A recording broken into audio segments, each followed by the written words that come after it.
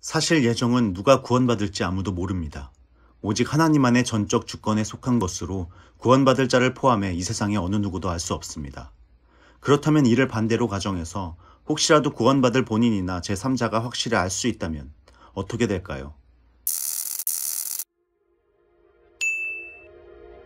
예정된 자는 이왕에 구원받을 것이 확실한데 라는 마음이 들 것이고, 또 선택받지 못한 자는 어차피 지옥에 갈 것인데 라는 마음이 필연적으로 들 것입니다. 전자는 안심하고 제 멋대로 방탕에 빠지고, 후자는 미리부터 자포자기해버릴 것입니다.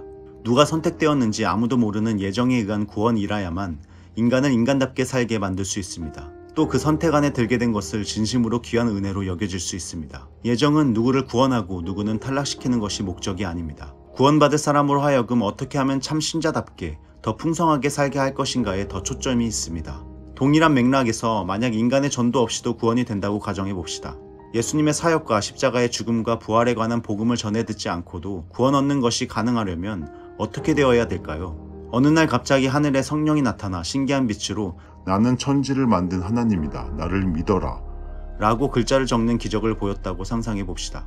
그것이 나와 사람들과 무슨 상관이 있을까요? 세상은 잠깐 난리가 나겠지만 여전히 사람들은 똑같이 소망 없는 삶을 살며 어제와 같은 근심과 걱정들로 하루를 시작하며 보이는 것들에 의식하며 살다 한낱 음모론에 묻혀 잊혀질 것입니다. 또다시 만약 하나님이 인간을 쓰지 않고 직접 이 땅을 다스린다면 어떤 현상이 일어나겠습니까?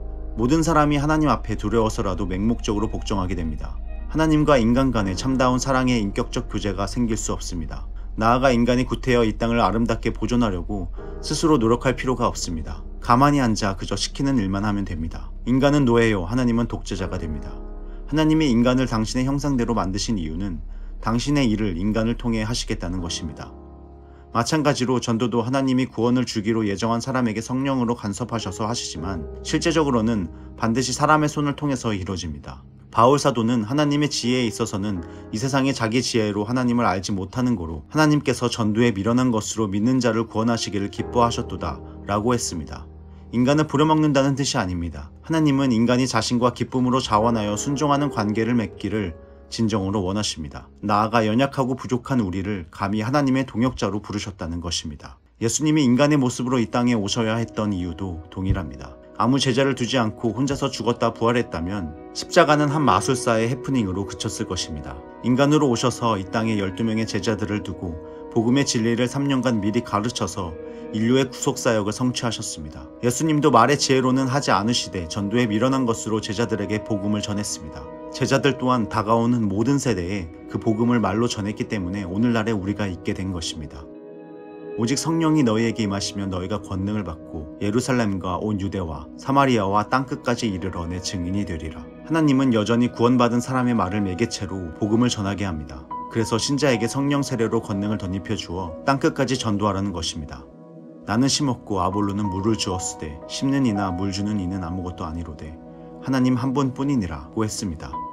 구원의 전 과정이 하나님의 주권하에 이루어지지만 심고 물을 주는 이는 반드시 따로 있어야 합니다. 하나님은 그 역할을 인간에게 맡긴 것입니다. 오순절날 베드로의 설교로 3,000명이 한꺼번에 구원받는 역사가 일어납니다. 마가의 다락방에 불의 혀같이 임한 성령님이 무식한 어부로 담대하게 설교하게 하고 또 듣는 자의 마음문이 열리도록 간섭했기 때문이었습니다. 인간의 말에 의한 복음 전달과 하나님의 성령의 간섭이 동시에 일어나야만 구원이 가능합니다. 십자가의 보혈의 공로 외는 그 어떤 것으로도 구원받을 수 없기 때문에 주님의 죽음과 부활의 의미가 말씀으로 함께 전해져야 합니다. 베드로의 설교 자체가 청중에게 큰 감동을 줄 만큼 문학적, 종교적으로 잘 준비된 것이 아니었습니다. 예수님이 죽으셨다 사흘 만에 다시 사셨다는 메시지가 청중의 가슴을 파고든 것입니다.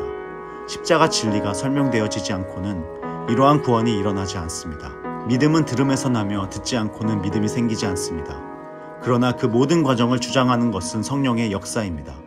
따라서 전도하기 전과 전도 중에 나아가 전도를 마친 후에도 반드시 그 영혼을 사랑하는 마음으로 계속해서 간절히 기도해야 합니다. 하나님은 사람을 통해 일하시되 복음의 열정에 가득 차 기도하는 자를 쓰십니다. 예정은 바로 그런 성령의 권능에 사로잡힌 자를 통해 구체적으로 실현되고 완성되는 것입니다.